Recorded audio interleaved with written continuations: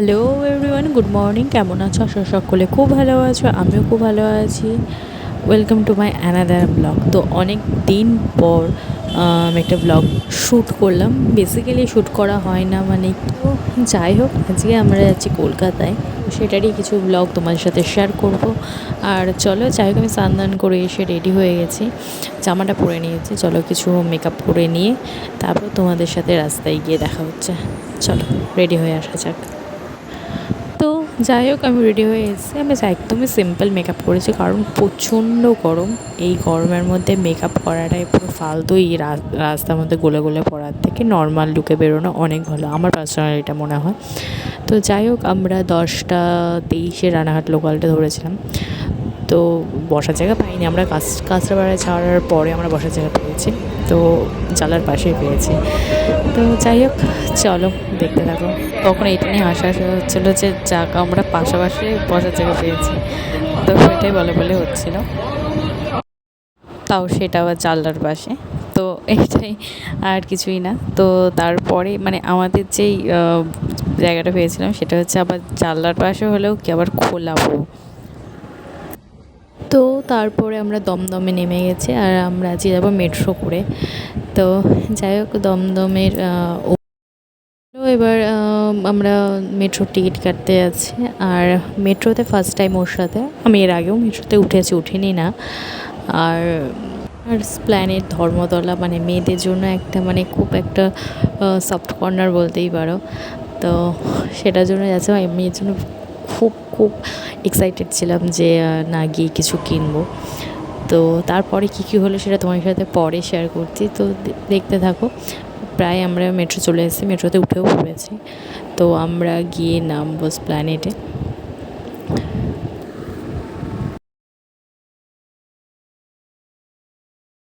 তো তারপর কিছু আমরা নিজেদেরও ক্লিপ নিয়ে নিচ্ছিলাম, যে ব্লগে পোস্ট করব বলে এরকম কিছু ক্লিপ নিয়ে নিয়েছিলাম।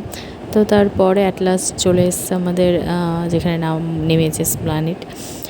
তো চলো, মানে এত ভিড় ছিল, আমরা কিছুক্ষণ দাঁড়িয়ে তারপরে গেছি, মানে এতটাই মানে গ্যাঞ্জাম ছিল। তো যাই হোক, আমরা নেমে পড়েছি। আর বাকিটা এক পার্টে তোমাদের রাস্তায় গিয়ে দেখা হচ্ছে। চলো দেখতে থাকো।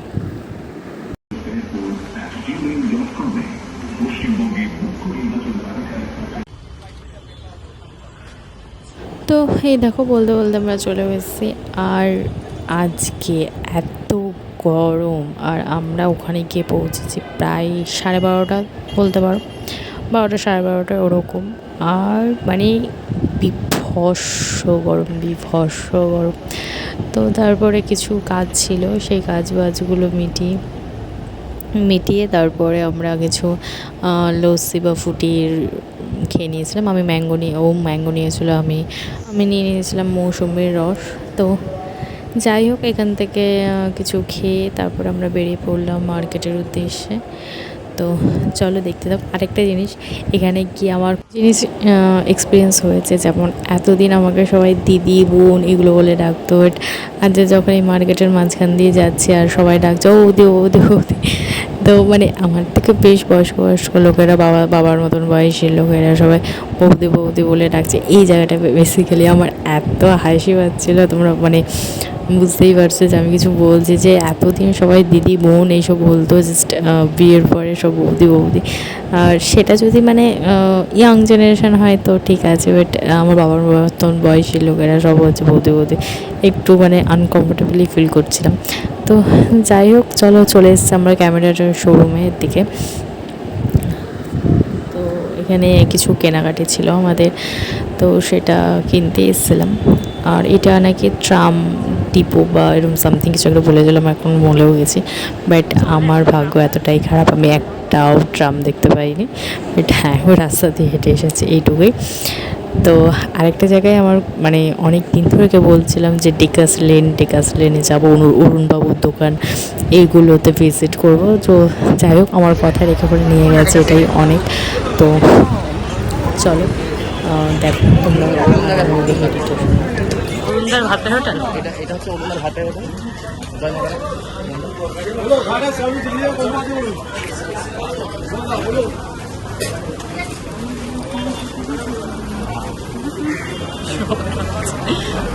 কিছু না।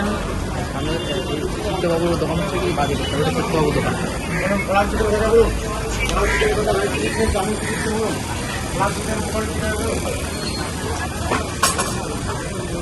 চিত্তবাবুর দোকানে ফেমাস হচ্ছে ওই যে না না চিকেন স্টু আর পাউরুটি।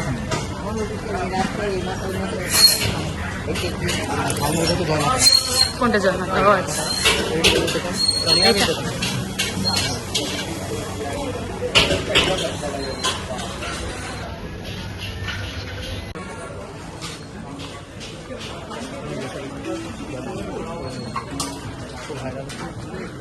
আর আমরা তারপরে গিয়ে একটু বাড়ি ভালো হোটেলে যেতে হবে।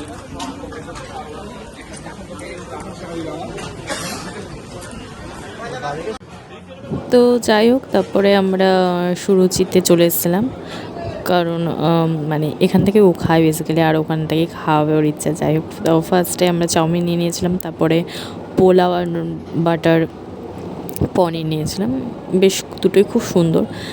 যাই হোক, সেখান থেকে এসে আমরা এখানে ওয়েট করছিলাম কিছুক্ষণ উবেরের জন্য, কারণ আমি জানি না কোথায় নিয়ে যাবে। আমাকে বলেছে একটা জায়গায় ঘুরতে নিয়ে যাবে, সেটা সারপ্রাইজ, সেটা বলবে না। তো অনেক অনেক অনেক জায়গার নাম জিজ্ঞাসা করছি, বলে না না না না না এখানে নয়। বাট আমার মানে বেশ অনেক দিনের ইচ্ছা ছিল যে আমি প্রিন্সেপ ঘাট যাব। বাট আমি বারবার করে জিজ্ঞাসা করছি প্রিন্সেপ ঘাট, কারণ আমি ওকে অনেকবার বলেছি আমার না প্রিন্সেপ ঘাট যাওয়ার খুব ইচ্ছা, বা যাই হোক এরকম বলতাম। তো আমি বারবার করে মানে বাড়ির থেকেই বলে যাচ্ছি যে ওখানেই যাবো না অন্য কোথাও যাবো। না বলছে না না ধর্মতলা থেকেই চলে আসবো। তারপরে দেখি উবের বুক করলো। তারপরে বারবার জিজ্ঞাসা করছি কোথায় যাবো কোথায় যাবো কোথায় যাবো, বারবার করে বলছে কোথাও যাচ্ছি না, মানে শিয়ালদাতে যাচ্ছি উবের করে। বাট মানে মানে বিহেভিয়ারে অনেক সময় বোঝা যায় না যে না অন্য কোথাও যাচ্ছে, এরকম একটা ব্যাপার। তো যাই হোক, দেখো আমরা ইডেনে চলে এসেছি। ফার্স্ট টাইম ইডেন দেখলাম এত কাছ থেকে।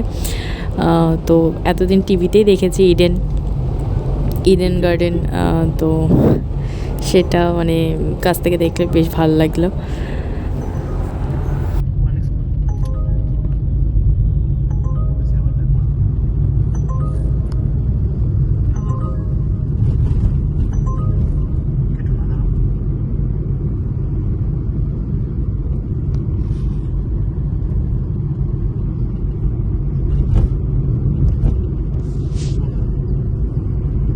তো যাই হোক, যেটা তোমাদের বলছিলাম যে মনে হচ্ছে কোথাও একটা নিয়ে যাবে। আর হ্যাঁ, অ্যাট লাস্ট আমি যেটা দেখতে পাচ্ছি, মা এটা তো প্রিন্সেপ ঘাট।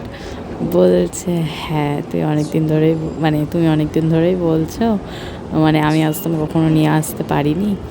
তো এটা সারপ্রাইজ, দারুণ সারপ্রাইজ। মানে মানে না কিছু কিছু জিনিস বলে প্রকাশ করা যায় না, কিছু কিছু স্মৃতি বা কিছু কিছু এমন ঘোরার এমন কিছু কিছু জায়গা থাকে যেগুলো মানে আমাদের অনেক সময় মানে মনের কোনো একটা জায়গায় লুকানোই থেকে যায়, সেটা প্রকাশ করে ওঠা হয় না। তেমন এরকম একটা জায়গা যে আমি এত বছর হয়ে গেছে বা এত বড় হয়েছে আমি কখনো প্রিন্সেপ ঘাট আসিনি।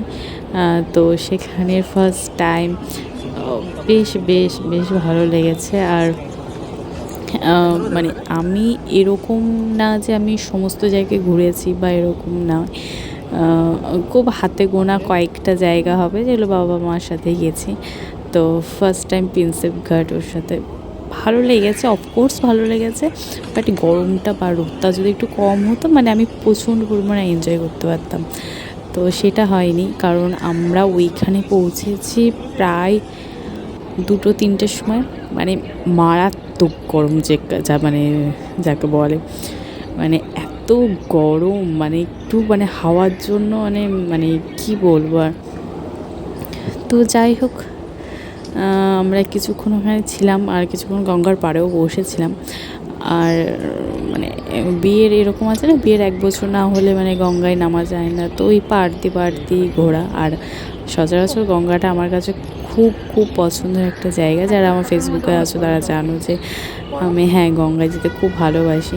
তা বলে এরকম নয় যে গঙ্গার মধ্যে নেমে যাবো, এরকম নয়, জাস্ট গঙ্গার পাশ দিয়ে একটু যাব। মানে এটাই আমার কাছে খুব পছন্দের একটা জায়গা। গঙ্গা বা জল, সমুদ্র, এটা আমার কাছে খুব একটা ভালো লাগে। বাট ওর আবার পাহাড় খুব ভালো লাগে। তো এই দুটো কম্বিনেশনের মানে বিয়ের পরে ফার্স্ট পাহাড়েই গেছি, সমুদ্রে যাওয়া হয়নি। বাট আমি যখন মানে আমাদের এখানে থাকি, চাকদায় থাকি, তো এখানে অনেকবার গঙ্গায় যাই। আমি প্রায় উইকে 1-2বার গঙ্গায় যাওয়াই হয়। তো যাই হোক, খুব সুন্দর কিছু দৃশ্য, যেগুলো আমিও দেখেছি, তোমার সাথে শেয়ার করার চেষ্টা করেছি। তো বেশ আজকে কলকাতার জার্নিটা বেশ ভালো ছিল।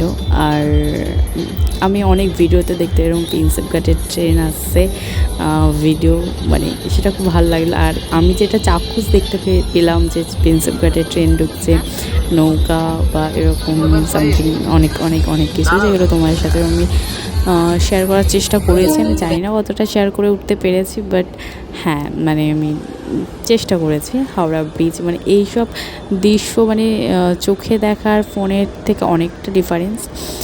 তো আরেকটা কথা, যে আমি অনেক দিন পরে ব্লগ দিই, যে আমিও খুব স্যাটিসফাইড যে আমি অনেক দিন কোনো ব্লগ দিতে পারিনি। আর এইটা হচ্ছে বাবুঘাট, তোমরা সকলেই জানো। তো ওখান থেকে আমার একটু থাকার ইচ্ছা ছিল, বাট এত গরম, মানে গঙ্গার পাড়ে বসলো কি অনেক সময় একটু ঠান্ডা হাওয়াতে, বাট একদম একটুও হাওয়া ছিল না। আর আমাদের চোখ মুখের অবস্থা থেকে বুঝতে পারছো মানে এতটা গরম। ওখান থেকে বেরিয়ে পড়েছি শিয়ালদার উদ্দেশ্যে, মানে শিয়ালদা থেকে আমরা ট্রেন ধরবো। তো বলতে শিয়ালদায় চলে এসেছি। মাঝের কোনো ব্লগের ফুটেজ আমি নিতে পারিনি, তার একটাই কারণ, মানে ট্রেনে উঠে প্রচণ্ড ভিড় ছিল।